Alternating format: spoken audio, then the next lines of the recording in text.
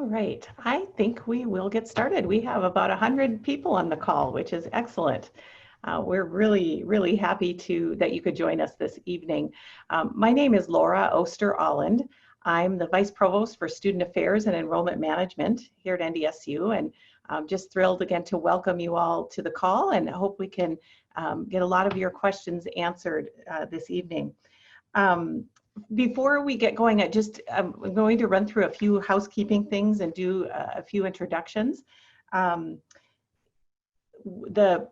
plan for this evening's call is to really provide you some updates on this ever-changing situation with COVID-19 and how NDSU plans to welcome students back to campus this fall. The kinds of measures we have in place to reduce risk, and most importantly, we want to open it up for your questions tonight. And there are a couple of ways you can ask questions. You can type them into the chat feature, which you'll find if you're not as familiar with Zoom, at the very bottom of your screen, if you kind of hover your cursor, you'll see a chat bubble, and you can type questions into the chat. And or you can raise your hand, I believe. Is the raise your hand feature, where do I find that, Christy? That is that under, if you go to the participants tab, it's under that one. Okay. And I'm now a host, so I can't see, it doesn't show up for me. Okay, I'm getting some head nods from the Okay. others that it does show up under participants, so you can raise your hands. Speaking of helpers, Christy Steinman is our communication coordinator for information technology, and she will be helping me coordinate the meeting this evening. And so she'll be watching the chat feature and helping to raise your questions. So thank you, Christy, for your assistance. Let's see.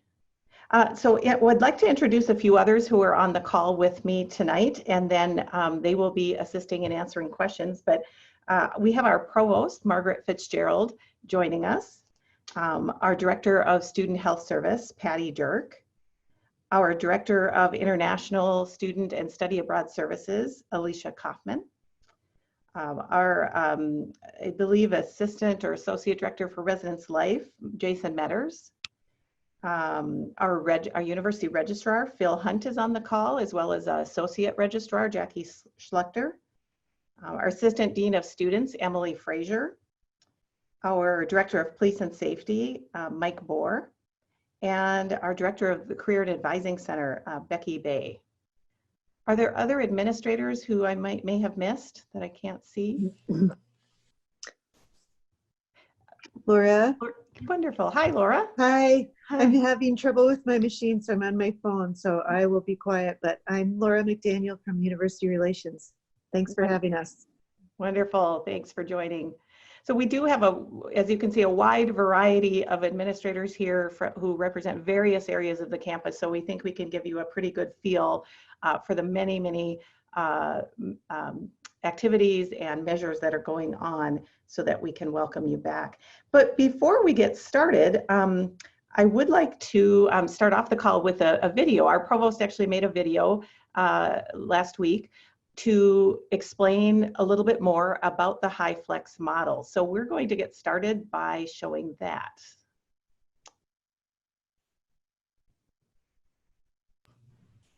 Can you see it? Yes. Okay.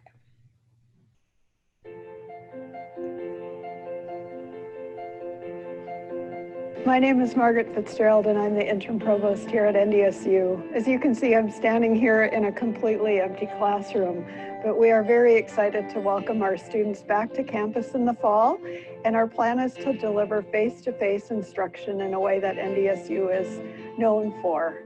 But we're also introducing a new feature called HyFlex technology, which allows students to participate in a face-to-face classroom with their peers, but if for some reason they need to be at a distance, if they need to be in isolation or quarantine, they can participate in real time from their home or their dorm room, wherever they're staying, with the classmates that are in the classroom on campus. Likewise, if we have a faculty member who is not able to be in the classroom, he or she can teach from home or his or her office and still participate in real time with the students on campus in the classroom. So we're very excited to introduce that new option to our learning environments at NDSU. It will create lots of opportunities for students and faculty to try some new and innovative things. So last spring, when the pandemic became an issue for educators across the world, NDSU had to shift to online instruction. Very quickly, our faculty did a tremendous job of converting their classes to a delivery style that they maybe were not prepared for and perhaps had never used previously. What's different about fall is we've had some time to prepare for this new type of instruction. We've gotten new technology, we're doing trainings, we're helping our faculty think about how to teach in the HyFlex environment, how students learn best in that environment, and how the classroom will change and be better because of these opportunities. Students won't need to do anything special to register for a HyFlex class. It will be a component of most of our face-to-face classes on campus. So when it gets closer to fall semester, you'll be getting some email from us on your official NDSU email with more information, and your faculty will be able to introduce you to those setup on the first day of classes.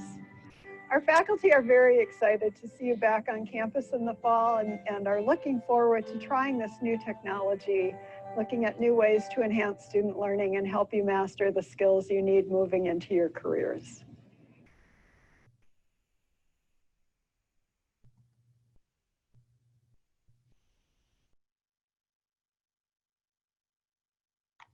The next thing I'd like to do before we move into some of the content area for tonight is do a quick poll. I'd love to know who's on the call in terms of parents, students, first-year students, that kind of thing. So once Christy's ready, she'll launch a poll, and there we go. Go ahead and just click on your answer, and we'll watch the results come in. This is kind of fun watching all the results come in. It is. They're fast. Yeah.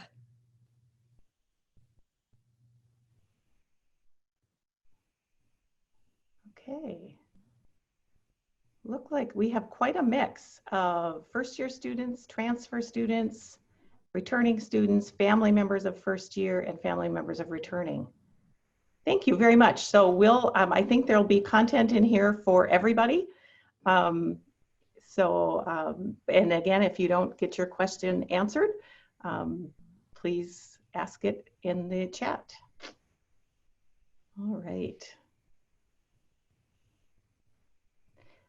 So we'll go ahead and get started. I just have a few kind of overview updates and things to inform you about. I know we've been trying to send a few emails every so often to you, but I'll go over some of that, maybe repeat information for some of you. For some of you, it may be new information, and then we'll go deeper on anything you would like to go deeper on, and I'll defer to any of the experts on the call for those questions. First, I just want to talk about a few things that we know. We have heard loud and clear from parents and students that they value the in-person educational experience that NDSU provides so well. And so, you know, our goal here is to deliver a very high quality education in an environment not free from risk, but that will reduce risk as much as possible. We're going to be working very closely, as we have all along, with our state and local health departments and following their guidance. We are definitely focused on protecting the most vulnerable populations in our community. And one of the things we've learned is that students and faculty are incredibly resilient.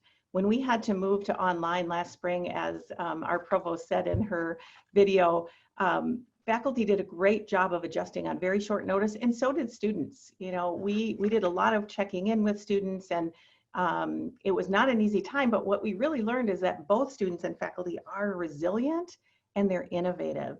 And some of those really great practices that they put in place during the time we had to go online will be things that will enhance learning. So we will do our best to balance this desire and our, I think everybody's preference for the in-person experience with the innovative practices that we learned during that time. And then finally, this whole idea of reducing risk is really going to rely on all of us, and it will really be a shared responsibility between us and our students to follow the guidance of the health department and all of those things we've been hearing all along, the hand washing, the face covering wearing, the keeping our distance from one another will be really important, and each of us will have a role to play in that. So finally, many of our staff have returned to campus already, and the majority will be back by early August so that we are prepared to greet you all when you will arrive this fall. So we have put together a returning to campus website, and I'll ask Christy to post that in the chat in case you haven't looked at that recently, but this really should be your go-to site. This is when you click on the NDSU homepage, this is at the banner at the very top, and we'll have the most up-to-date information on this site. So I'm going to go over very briefly kind of a bullet point that sort of follows along with this site to just give you some high-level information. But then again, we will go to wherever the audience is interested in terms of more depth. So, you know, the first area is certainly just general principles. And that's similar to what I talked about earlier, in that we all have a shared responsibility in reducing risk.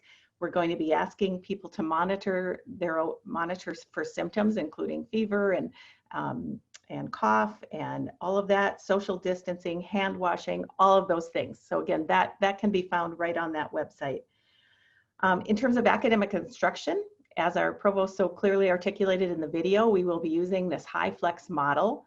And again, the overall concept is that technology will be in most of the classrooms so that students can participate in person, or if they have to be out because they're quarantining or they're ill, they can learn from home, whether that be their residence hall room or their home, as well as faculty members who may need to quarantine throughout the semester. Again, our preference and our hope is that most of us will be able to participate in person, but that HyFlex model will provide us that flexibility. And students really shouldn't need to do anything to participate in that. It'll be an option at any time with the semester that they can flex in and out of.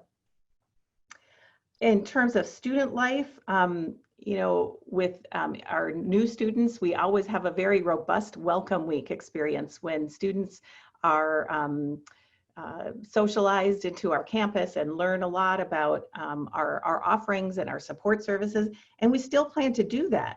We have adapted that week so that we will be using smaller group sizes, lots of outdoor activities, face coverings again, and social distancing in those activities, along with a combination of some virtual activities too.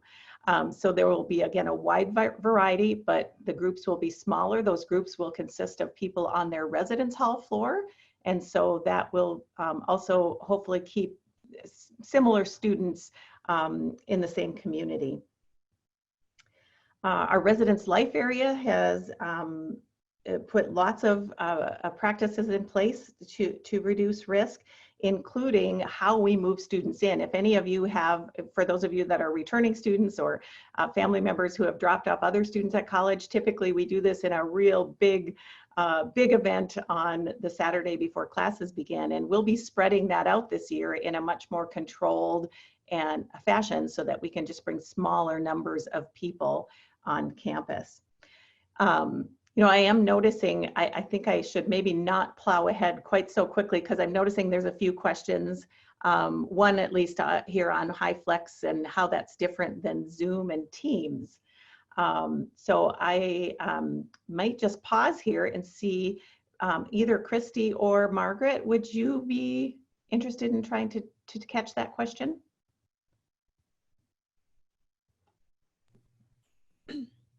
I can take that one. So Teams and Zoom are the technologies that we would use to facilitate HyFlex. They would be what we use to give choice to students or instructors to be able to kind of flex and attend their class differently.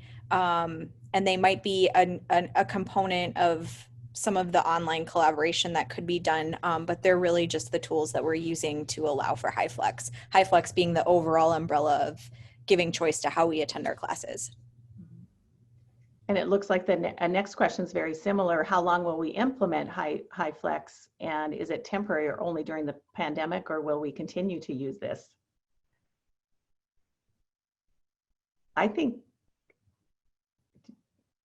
I can take that one. I think that a lot of the way we deliver educational content is going to will change because of the pandemic, and we may see the incorporation of HyFlex technologies going forward in our instruction on campus. We're seeing technology being used more in the office place, in schools, K-12 schools. So it's really changing the way we're going to be doing things in the future, I believe.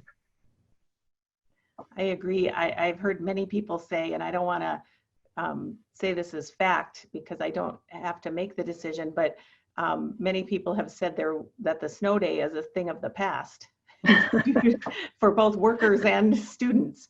I don't know if that'll be true, but it will provide us flexibility. Yeah, that said, though, we really do value the face-to-face experience on our campus. As Laura mentioned, NDSU is known for the campus experience, the interaction that happens in the classrooms and the labs between the students and the faculty, and the overall college experience is still a big part of what we do. So I don't know that NDSU will move away from being a face-to-face university anytime soon, but we now have some options. Mm-hmm. Yeah, I noticed a question a little earlier about the internet speed for that might be required for HyFlex, and I don't know if Christy knows that answer or not. And then another one about, do we need to download software? Yeah, so I just messaged Mark Wallman, our VP of IT, to ask him that question, and he responded and said 25 megabits per second download or 3 megabits per second upload minimum. Faster is always better. Internet, that speed might not be adequate if it's serving a house with multiple college students. But he said that what would be ideal is 1 gigabit service to their home. So that was Mark's answer.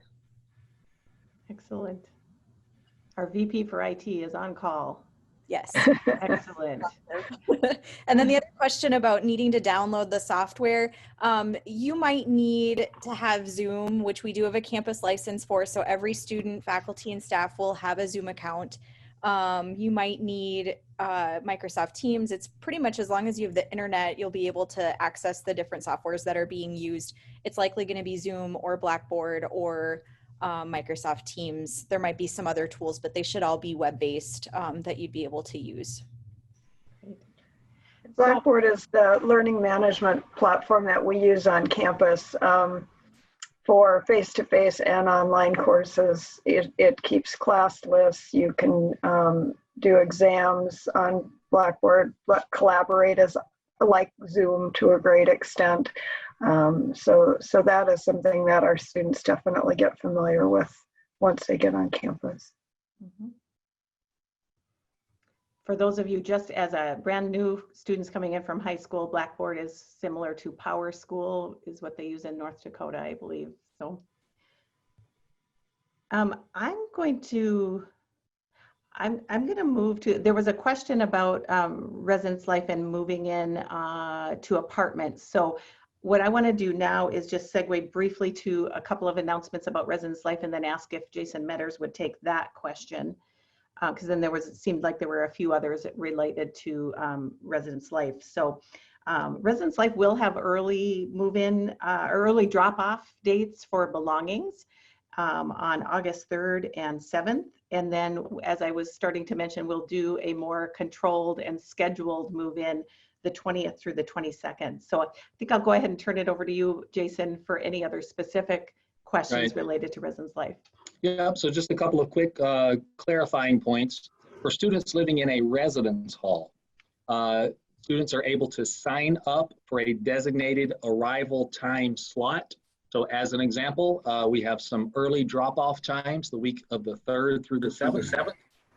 So if a student wanted to sign up for dropping things off between 10 and 11 a.m. on the 3rd or the 4th, that's fine. And so they will be able to arrive anytime during that time frame, do as much drop off or move in as they would like to do. So if they want to just drop things and go, that's fine. If they want to actually unpack and get totally settled, that's fine as well. They will then leave at the end of the day and come back on August 22nd to live here full time. Those who are signing up for the 20th, 21st, or 22nd, they will be able to move in and just stay, but they would still sign up for a designated time. Now, the question came in about our apartments. If a senior student is living in an apartment, can they check in on that Saturday? Students who are living in the apartments, they all have the opportunity already to select which day they're going to come. So students have a much wider set of dates to choose from if they're living in an apartment for the apartment check-ins. And so anyone who has an apartment assignment, anybody who knows where that apartment is going to be, they would have been working with Kelly Lavender in our office. They can communicate directly with Kelly and let her know which day they would like to arrive. Typically, it's Monday through Friday that they arrive, but of course on move-in weekend or that traditional move-in weekend, we'll have some Saturday options as well. So hope that answers that question. If not, go ahead and ask again. Niskanen Middle Apartments, yeah, that gets confusing. I see that the question says this is for Niskanen Middle Apartments. At NDSU, we have a set of residence halls, Niskanen North, Niskanen South, and Niskanen Middle. They operate as a residence hall, and so students that are living in those locations would sign up in the traditional sense of either dropping off that first week in August or coming at a time 2021 or 22. But we also have Niskanen Expansion Apartments, and that's very confusing to have Niskanen residence halls and Niskanen apartments. So if they're in Niskanen apartments, then that would be, like I mentioned earlier, just communicating with Kelly, letting us know which day you're going to come check in, and that's totally fine.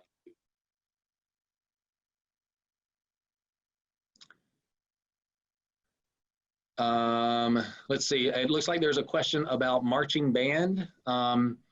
I'll just actually speak briefly for anyone related to groups that are required to be here early. So some of those include the marching band. Oftentimes students who are working on campus in Memorial Union or in Wallman Wellness Center or different locations like that are required to be here early. And so those students actually are able to work directly with their coach or their sponsor or their supervisor, whoever's in charge of that group. So the dance team, the cheer team, the football team, soccer, volleyball, there's a lot of different groups that come here early. So they all work actually with that supervisor, with that coach, with that sponsor, whoever that is. I work directly with that coach to set up their move-in time. And so there's a question about band. The question says marching band students are scheduled to move in on August 19th. So that is correct for band camp. They were told not to sign up for a move-in slot like the rest of the students. That is correct. They don't need to sign up for the 20th, 21st, or 22nd because they'll already be here. If they would like to sign up for one of those early drop-off, they're welcome to do that, leave, and then just come back on the 19th for band camp. When it comes to if band camp being canceled, will students be assigned a different date or they'll just arrive as planned on August 19th? That would be something they would work out with Sigurd, who is the director of band. I don't anticipate band camp being canceled. So that one, I don't have a good concrete answer for. We'll just have to play that one by ear, to be perfectly honest with you. But all those things would be coordinated through that sponsor, and in this case with band, it's Sigurd's job. Okay. Lots of great questions. Was somebody, okay, lots of great questions coming in. Thank you, everyone. We'll try to continue to hit these. There was a question a while back further up about how tutoring will be handled this fall. I can speak to that one. We will do a combination of face-to-face and in-person tutoring. However, we will have students make appointments for the tutoring. We normally have a drop-in tutoring system, and just to keep the volume of students lower and make sure that we have proper social distance, students will need to sign up for a time, and then that will either be a virtual or a face-to-face, probably about half and half, but we will keep the numbers of students very low. We will social distance and wear face coverings during those tutoring sessions. So still definitely lots of academic support available. There was another question about can a student, does HyFlex mean that my senior can remain at home and participate online versus actually going face-to-face? Are they only encouraged to use this option if they're sick? Margaret, would you be willing to take that one? Sure. It's the options are available to students whether they're healthy or sick. So you don't have to be ill to stay home or take advantage of the HyFlex technology. Whether or not a student can get his or her entire course load for a semester from a distance depends a lot on what they're scheduled to take. For traditional lecture type classrooms or active problem-based learning classrooms, they adapt quite well to the HyFlex technologies. However, with some of our lab spaces or experiential learning spaces, the technologies don't work as well in those kinds of environments. So they may have to be on campus to take certain labs that they need in the sciences, for example, or in the health professions. If they have an internship or student teaching or field experience placement to do, how that will be structured will depend a lot on the organization that they're cooperating with. Some businesses, for example, have done internships from a distance. Others require a physical presence. I know for some of our student teachers, they've gotten a lot of experience adapting K-12 curriculum to online within the last few months because that's how their student teaching experience has been structured. So a student will want to consult with their academic advisor or faculty members in their program to find out exactly what will be available to them and if they can get the full complement of courses that they need to graduate on time. We're putting together a fall schedule that shows how the different courses will be available to students. It's not quite ready yet, but we're getting close to having that be something we can post for students and advisors to use. Margaret, we had one other question that was about assessment and how assessment is done in HyFlex. In terms of assessment of student learning through examinations or program assessment for accreditation, probably how students are assessed. There are lots of different ways that faculty do testing or construct assignments. So it's possible to do online multiple choice exams. It's also possible to do essays, oral exams, discussion boards are often used as part of class assignments nowadays. The traditional paper submissions are still used as a way to assess student learning. So a lot of the things that we would do in a face-to-face classroom, we can also do in a virtual environment now. I don't know if that answers your questions, but keep asking me if I'm not getting at what you want to know. Maybe we could stay on HyFlex for just a few more, and then it seems like there's some other questions related to when students test positive and things like that. So, but the one I wanted to make sure that we got this one question to Alicia related to international students participating in HyFlex and how that might, are there any changes regarding visa and immigration policies? Sure, great question. Currently, we have had some guidance issued for fall semester on credit limits and credit online versus in-person credits, but that has since been rescinded, and we anticipate receiving additional guidance within the coming days, hopefully by next week, with clarification on physically attending classes in person, and if a student wants to be home and it's a live synchronous class, does that count as an in-person class for immigration purposes according to federal regulations? So in the coming days, we'll have more guidance on that, and we can send in emails to the new students and current students regarding those updates. I think I'd like to say just a few words about our student health and counseling, student health center and counseling services that may address some of the questions in the chat, and then I'll call on Patty Dirk and Mike Bohr if there are additional questions in relation to that. But we do have a full-service student health clinic on campus, which we're very fortunate about. Fortunate to have. It is staffed with physicians and nurses and a variety of other specialty folks. So they can do most primary care right here on campus.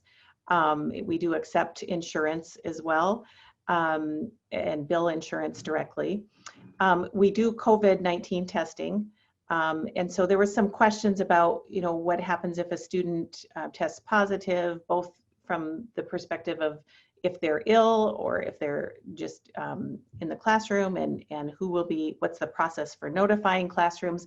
So I'll just give a fairly broad answer. And again, I'll defer to Patty and Mike if there's more specifics that you're interested in. But in terms of notifying classmates, the NDSU will work very closely with the North Dakota Department of Health, and they are the ones who really will engage in contact tracing for those students for close contacts. We will fully cooperate with them in terms of if they need class rosters, if they need access to meetings or student groups where the student was, and we'll do the best that we can to provide them the information they need.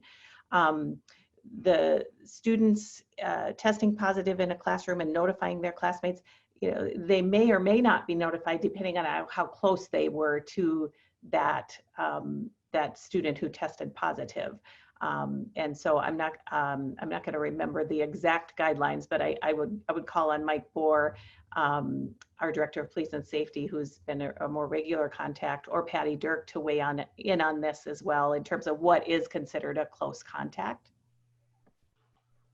From a public health perspective, when they're doing the contact tracing, what they're doing is interviewing the people who are tested positive and going back to a couple days before they were symptomatic or tested positive, they were asymptomatic, and asking them who they were close by. And by close, what the public health experts are using to define that is within 6 feet of other individuals for a period of 15 minutes or more.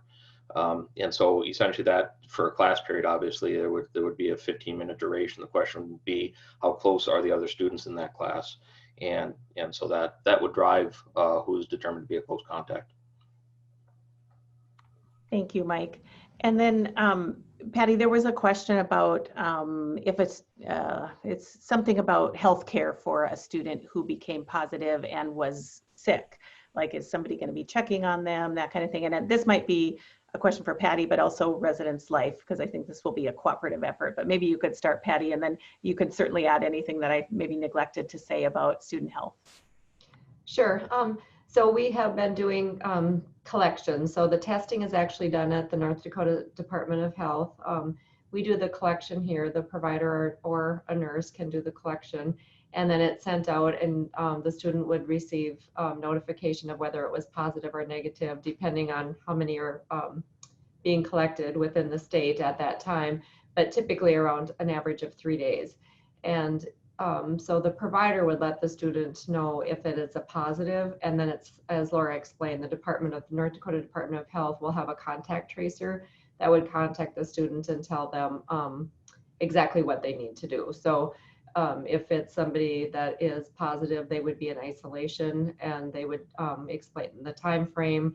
And then we work closely with Res Life, and Jason can jump in at any time, but we'll work closely with Res Life at getting the student the housing, and work with dining to get the meal set up. And so that care is provided so that the student is cared for. They can call student health at any time, or any provider of their choice, if they're not feeling well. So depending on the symptoms, you know, because students can be positive and be asymptomatic and just need to be in their apartment or in their resident room.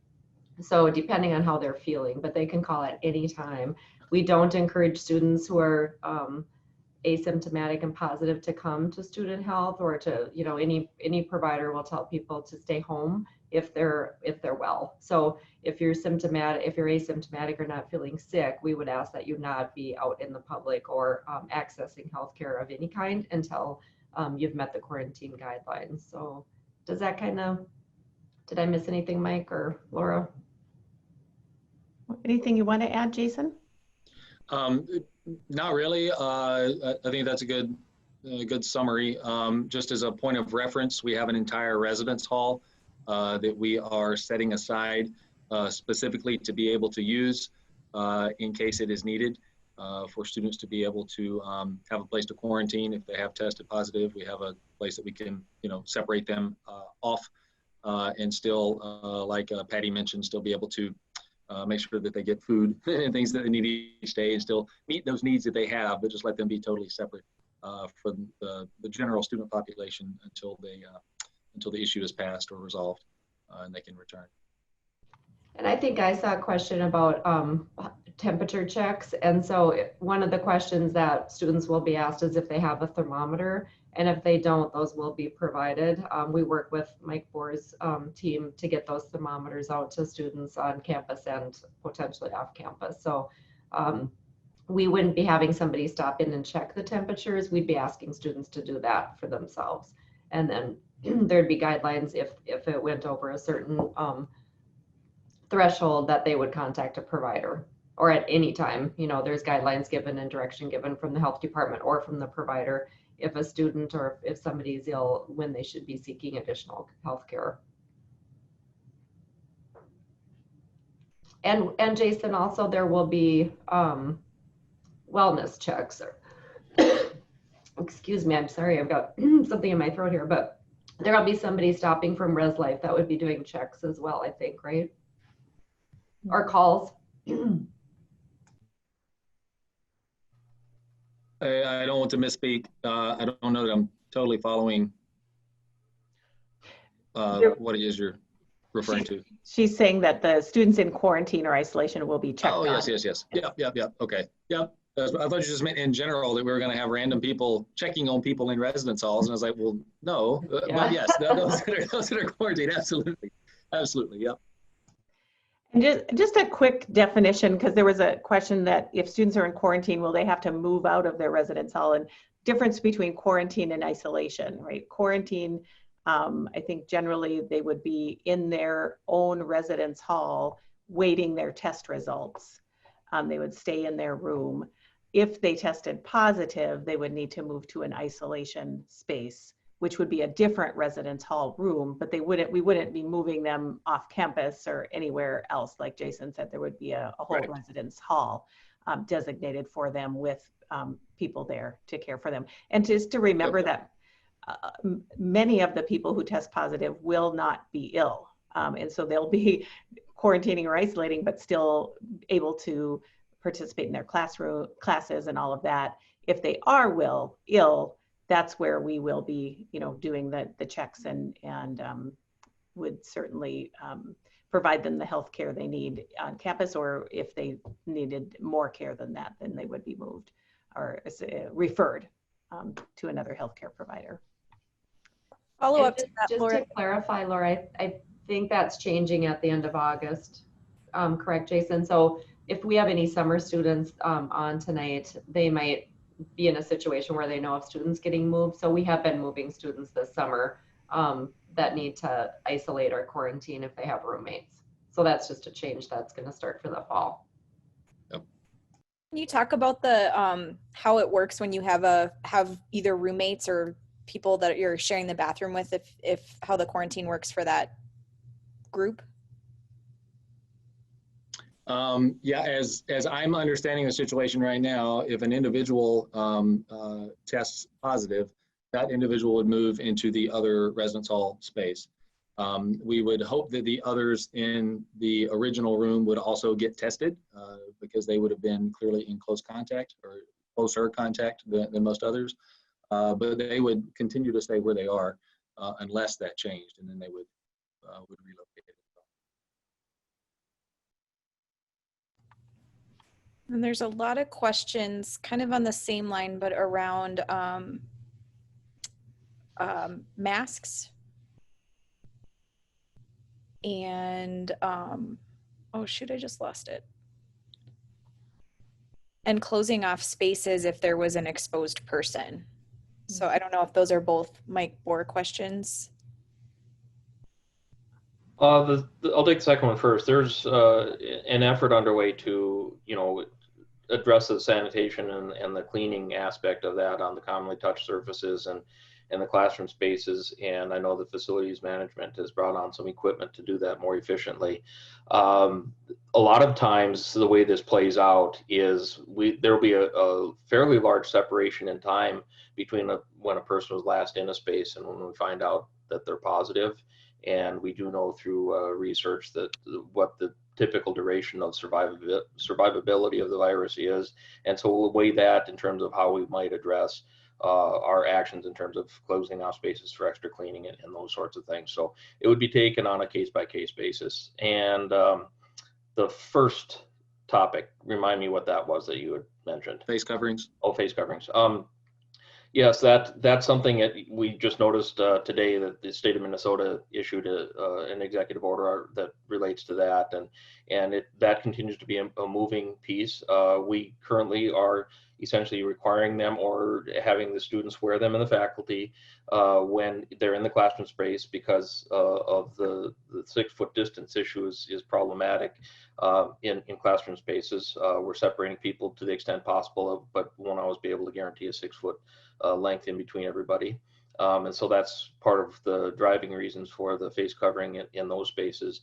But are essentially what we're saying is that the face coverings are expected to be worn by people if they aren't able to maintain social distance from others. And as I think a lot of people have come to realize, that there is a little bit higher risk if you're indoor space versus the outdoor space. And so as this continues to evolve, we'll continue to evaluate the guidelines that are coming out from the public health officials and implement those where necessary to change what we're doing. And there was one other question about if a student is coming from a state where there is a high amount of COVID, do we expect them to quarantine when they get here? Not currently, and that would be based on what the government and the governor has in terms of executive orders in place at that time. It's not anticipated that would be the case. Mm-hmm. On that note, though, just as a point of reference related to residence life, if someone is coming from an area that they believe they would be at higher risk and they would like to show up early to be able to live in a residence hall, ahead of time to kind of get that 2-week period or those several days period out of the way, you're welcome to reach out directly to me, and I'm happy to help facilitate that from a student. That's not just an open invitation for anybody anywhere to come move in 2 weeks early. But if you're coming from an area and you feel that would be important, you want to do that as an extra precaution, in looking out for others, you're welcome to just reach out directly to me and I can help work through that if you'd like to. There was a question very early on as to whether or not NDSU was following the system similar to Purdue with antigen testing and testing in general. So I'm wondering if Mike wouldn't mind taking that as well. Sure, and I guess I wasn't sure, I didn't see in the question that it was antigen testing or what the type of testing was, but the details on what's happening for the state of North Dakota are expected very soon on a mass testing event that's addressing all of the institutions of higher education across the state. And what I have been told and made aware of is that there will be multiple locations across the state where students from any institution that they're planning to attend can go to any one of those locations. So if there's a student that's coming here from Williston, they would be able to go to the Williston site and get tested prior to traveling here. And the sites are, the tentative dates on those start a couple weeks before our classes start. So the thinking is that most students would be able, and faculty and staff will also be offered this and encouraged to take part in this testing as well, so that we have a full community understanding of where we're at starting the semester. But the students would be able to, faculty and staff would be able to go to any one of those locations and have a test done in theory prior to them traveling here. Like I said, more details are coming out on that, and I know that we'll be having some messaging going out on that once the testing units have finalized their plans and locations and times and all of that. Thank you, Mike. There were a few questions around dining and how dining centers might operate differently. And unfortunately, we don't have anyone from dining on the call. I know that they just sent out an email today to incoming students about their dining plans or about dining. And the few things that I can answer, and then I'll ask if Jason or perhaps Becky might even be able to chime in on what she might know. But I do know they are serving the food instead. There won't be self-service food like there typically is, like a salad bar or whatever. All food will be served to students. We'll still have a wide variety of options. We'll still have the allergy-free sections, but it'll just be served to the students. We'll encourage face coverings in the center, unless you're eating, of course.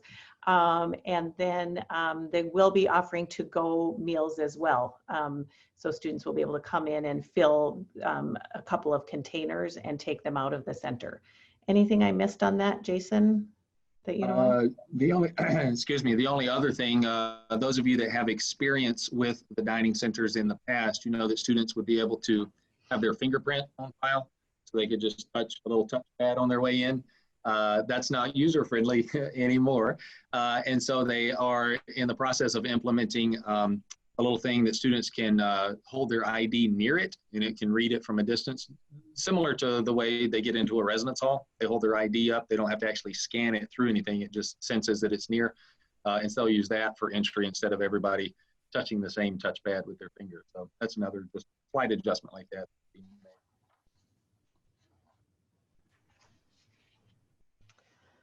Let's see, so that covers dining centers. I didn't get a chance to mention counseling when we were back on student health service, and I know there's still questions, so maybe I'll give Christy a chance to read through those to sort of redirect us to anything that we're missing. But in terms of counseling services, we do also have a full service counseling center with licensed personal counselors and psychologists on staff. And interestingly, last spring when we moved online, we had to move all of that to online format as well. And we were not sure how students would react to that, but students took to it very well. We did not see a decline in service at all. And so just please know that that service exists for students with emotional or personal mental health concerns. We also do mental health work in the Student Health Center, but the counseling center would be more for those emotional concerns and more talk therapy. And so that's a wonderful service, and students seem to be very not shy to seek that out. And so we want to remind students that it's there, and for parents that are on the call as well, if students are homesick or struggling with adjustment issues, that is a service that we want to remind them of. Okay, any other questions that we're sort of missing, topics that we're missing?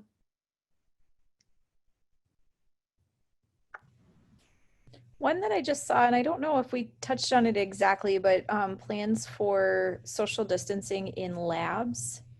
Are there any specific plans in place for those? It really depends on the lab itself. There are some laboratories where we actually have a lot of room to space students out and can maybe get an entire class in the classroom to do the lab in person, face-to-face. There are other labs where we may have to do some rotations. One group of students would come on a Tuesday, the other would come on a Thursday. If they're working on certain hands-on things where they have to have access, we might have to split those up a little bit. There are some subject matter areas where we currently don't have the capacity to do the labs virtually. So if you're in industrial and manufacturing engineering and you're taking welding, you're probably going to have to be in the welding class doing the welding.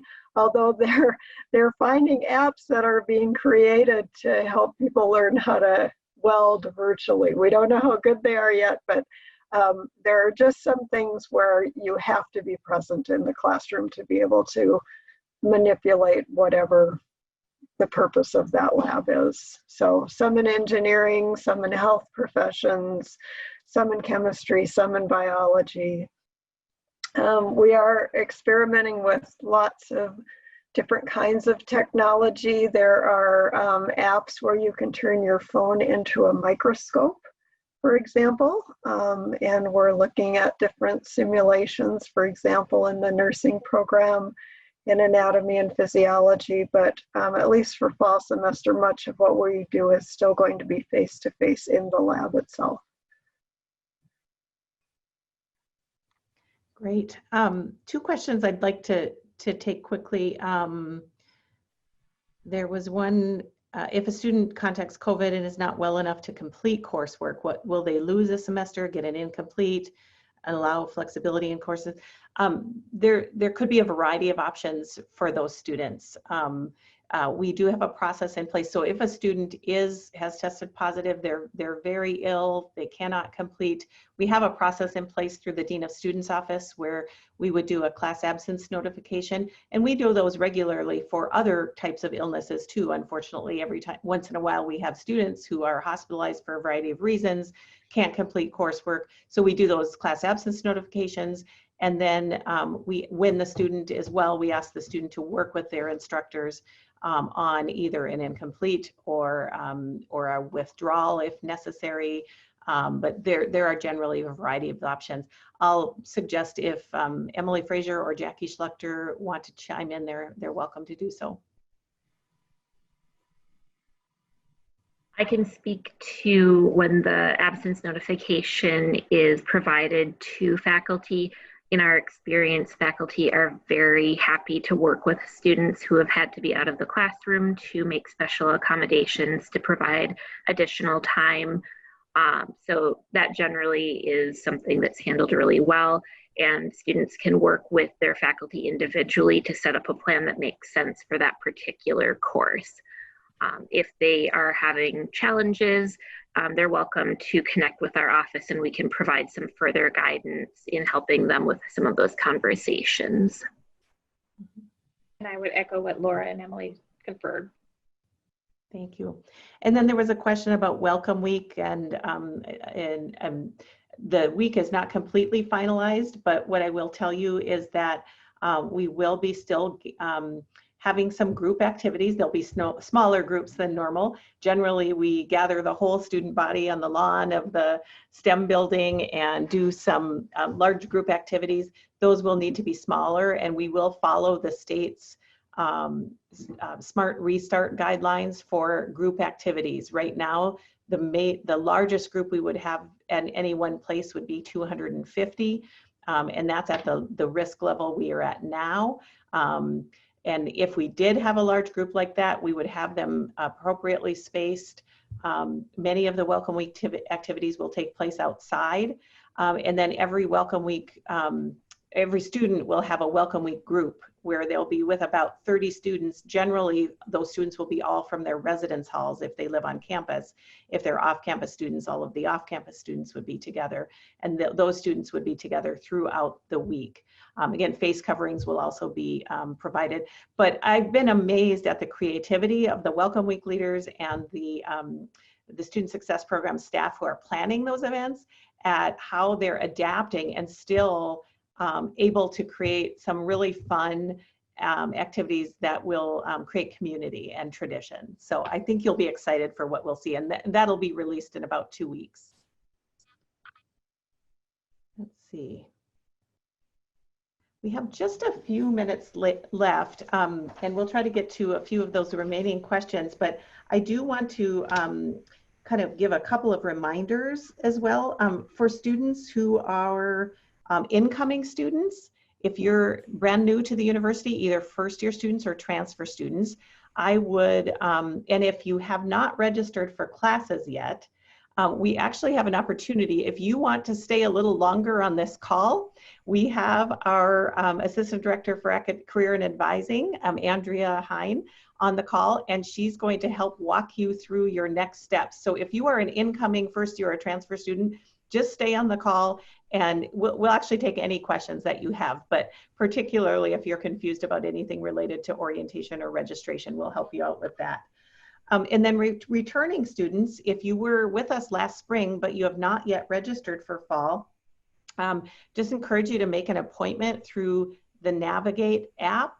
I think most of you are familiar with that, and if not, I can put a link in the chat in just a moment, but that's where you'll find your access to your academic advisor and can get any questions answered, and then would encourage you to register for classes as well. And there have been a few students who have told us they're not sure if they should register because they don't know what's happening this fall. I just want to reassure you that we're fully committed to making this happen. And you know, we will follow the direction of the health department in terms of what they want us to do, but we will be offering education at NDSU, and in person is our goal with this HyFlex model. So if you're at all unsure, we encourage you to register. Worst case scenario, if you changed your mind, you could also drop your classes later. So if you're on the fence at all, we encourage you to register, get those classes secured, and then reach out to us so that we can help reassure you about the questions that you have. I just have a lot of faith in the innovation, the creativity, and the commitment of our faculty and staff to make this work. It's a scary time for all of us. But I have just been really excited about that, the spirit of can-do commitment that we have here at NDSU. So any last questions that you think we need to get to here? I want to remind everybody that the session has been recorded, and so we'll place that on our website. So if you did miss something, you can come back to it. Christy, anything you think we need to address? There's one, if a student wants to do just lectures in HyFlex and then come to campus just from their labs, they were asking if that is okay.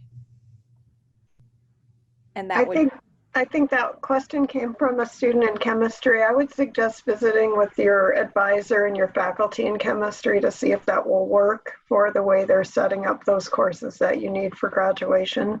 It's very possible that you could not attend face-to-face for the lecture part, but come for the lab. But I would feel much better if you talk to the department about that to make sure. Mm-hmm. We've had a couple questions about if we can share the Q&A either on the website or to an email after this call. We can certainly do that, and I also want to remind you of our email address. Do you have that handy, Christy? Yes. That we have so if you did fail to get your question answered, encourage you to email our address, which I don't have right at the tip of my finger. I'll post it in here though. Okay, Christy will post that in the chat. All right. Wonderful. So yes, we can summarize these questions. Many of them are already answered on the website, but we can certainly summarize. And there's the email address there, ndsu.fall2020@ndsu.edu. I just want to sincerely thank you for coming out, staying in, dialing in to the call tonight. It was wonderful to get to chat with you. It's really exciting for us because we really miss students. And it's really what we're about here. It energizes us, and we can't wait to welcome you this fall. So again, stay on if you're a first-year student or transfer student or have any kind of advising questions, and Andrea and I will try to guide you. Otherwise, thanks so much. And we will likely have another one of these before school begins. So stay tuned to your email and watch our website. Thanks again.